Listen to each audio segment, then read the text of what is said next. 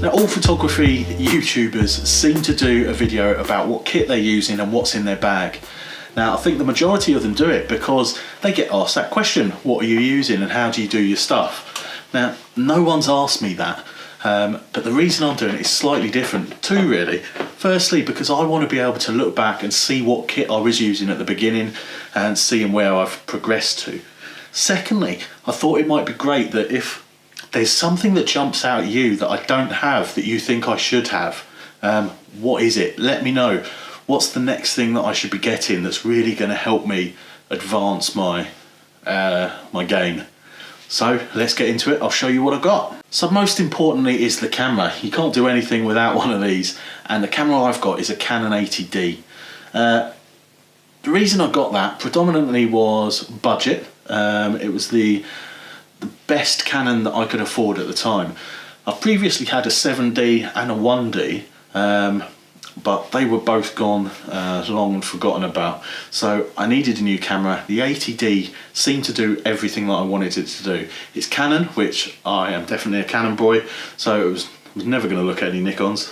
But the reason I got it was good camera for stills, but predominantly the video elements with the autofocus that the Canon's got, and also the flippy screen for vlogging, which turns out I haven't actually used this for vlogging really, but I do like having that feature, and it's definitely come in useful when I've been taking pictures anyway. So the autofocus, the colours on a Canon just seem to be better to me. You know, skin tones and whatnot, I can definitely see a difference and I love it. So this is the camera that I use most of the time, well, all of the time. With a camera, obviously you're going to need some lenses to go with it, otherwise it's just a useless chunk of plastic and metal. So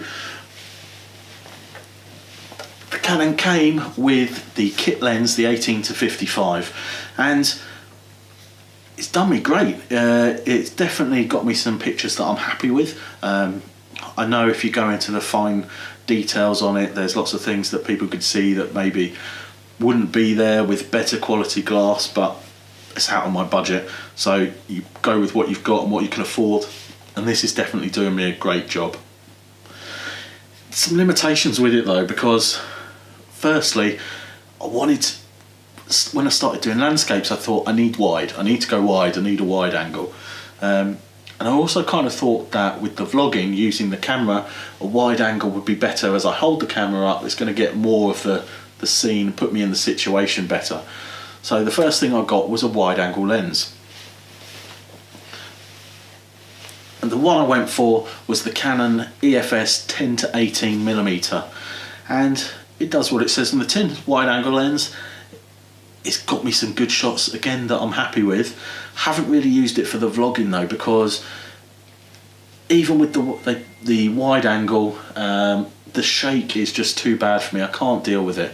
It gives me a headache. I don't think anyone likes watching it when it's shaking all about, and for whatever reason I can't keep my hand steady, so it hasn't worked out for that. But I have been using it for different things and will continue to use it because I think it does a great job. So I've got the wide end sorted, I've got the mid-range sorted, but there were lots of times where there were shots that I wanted to get, which I just couldn't because I didn't have a long focal length to use. So that was the next thing that I needed. And after a lot of research, I was looking at different options. Now obviously the L series lenses were out of my budget as much as I'd like them. Then there's I was looking at completely the other end of the scale, the Tamrons that were £90 I think they were for a 70-300. I wasn't overly keen after looking at reviews on that. So what I actually went for is a Canon 55-250, which seems like a really random focal range to have, but the reviews, people were saying that for bang for your buck, this is the lens to go for. And how often am I going to need that extra 50mm at the end of the range? Probably not all that often, so this is what I went for. Haven't actually had a chance to use it much yet. The situation hasn't really presented itself, but I know it's going to, because like I say, there's been shots before where I need it, and I know I'm going to need it again. So this one comes with me and gonna get some great shots with it, hopefully. The last lens I have is one that people say should be the first lens you buy. It's definitely the thing you need to go for, and it's the Canon Nifty 50 Plastic Fantastic 50mm 1.8. Now I haven't actually used it for photos, but what I have used it for is for B-roll and stuff in some of my vlogs, and I really love the way it looks. The bokeh, the depth of field that you get with it can create some really good B-roll. So I'm definitely going to be using that more in the future, because I think it really looks cool. So that's in the bag too. So I'm not using the 80D to actually produce the vlogs. I need a second camera for that, and the one that I've got is the G7X Mark II, Canon again obviously, and this does brilliantly for me because it's got stabilisation, and that's the thing that bugged me the most. Downside of it is, as you probably know, there's no audio in, so sometimes the sound is pretty shoddy. Especially when it's windy, it can get pretty bad, and that's definitely an area of my game that I need to up, because my last video, for example, I had to cut a lot of the sections where the audio was just unusable. So need to do some work there, but this does me a great job for vlogging, holding it out, getting the bits and pieces that I need. It works a treat, so really happy that I've got that in there as well. Now with the G7X I do use a jobby tripod grip thing. Now, are you really a vlogger if you don't have one of these? Everyone's got one, and there's a reason. It's because they're so useful. With the on top, it gives you that little bit extra reach to give you a nicer shot when you're speaking to camera, but it's also great for using the tripod itself, setting up on branches and gate posts and all sorts of things, bridges, and clicking it around, and you've got a nice stable platform to do all those vlog shots that we all know and love, or hate, depending on what you feel about them, but definitely important having. And on top here, I've just got a ball head, cheap job from Amazon, pretty heavy, which is annoying, but does the job. Can fine tune the angles, make sure I've got straight horizons and all the rest of it. So that does a great job for me. So that's my main gear really, apart from the tripod, which you can't see right now obviously because I'm using it. It's the Manfrotto B3 travel tripod. It's great. I love it because you can actually, when the legs are extended, you can actually widen the angle of them to get lower to the ground if you want, or to give you a more stable base, and that has been useful for me on a number of occasions. So really love that tripod, and it comes with me everywhere I go, almost everywhere I go. I have forgotten it once, which was very annoying, but brilliant tripod. I couldn't recommend it enough. And the other thing you can't see is actually my Rode video mic, which is on top of the camera right now, getting some audio that hopefully is going to let you hear what I'm talking about. It's the cheapest Rode mic that they do, and from the research I did, everyone sings Rode's praises, so that's the mic that I went for.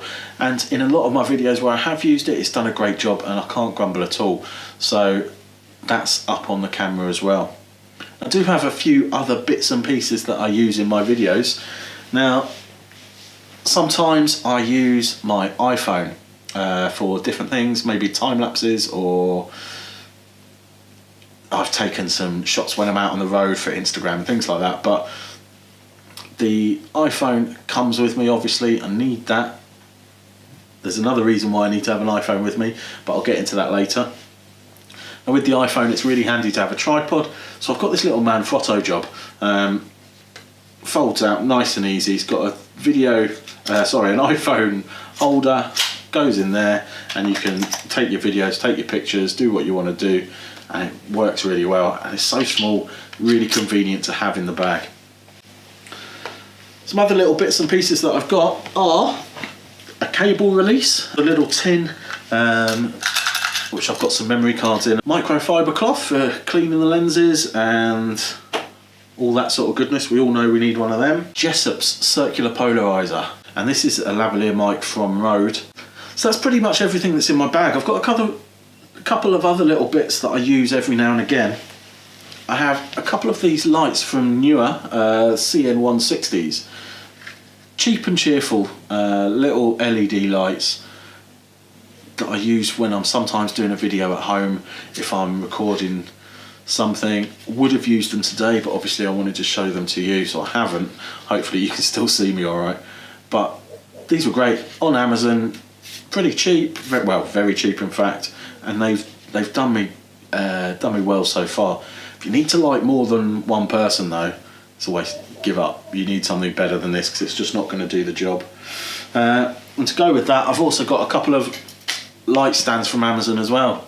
Again, the cheapest they do, I think, but you don't need much to support a little light like that, and they're not really going anywhere, so I don't need anything too strong and robust, so it does the job perfectly. So the last thing I've got to show, which is something that I don't take out as much as I should, and I'm really going to start taking it out more, especially when the weather starts getting better, and that is my Phantom, DJI Phantom 3, the drone. As I said, I'm not using it half as much as I should, mainly because it means taking a different bag. I can't really get the camera stuff in the drone bag, so it's kind of one or the other, or you take both, or it's just a pain. The size of it's not ideal. Lots of smaller drones on the market now, and I think I'm going to have to at some point look at robbing a bank and buying one of those. But at the moment, this stuff, you know, for the 3 seconds shot that you want for a vlog, definitely does the job. It's just the hassle of getting it around, but I'm going to commit to that more. That's pretty much all of the gear I've got. Now there's definitely some things that I want to get. Some ND filters are definitely up on my list. I need some sort of audio solution. Personally, I was thinking of the Zoom H1. If any of you guys have used that, what do you think? Let me know. But what else is there? Is there anything else? I think I can do most things with the stuff that I've got. But is there anything else that I'm not thinking of, or anything unusual? Anything at all that you think would help me become better at this whole photography malarkey? Is there something I should have in my bag that I don't? It would be great to hear what you think. Let me know.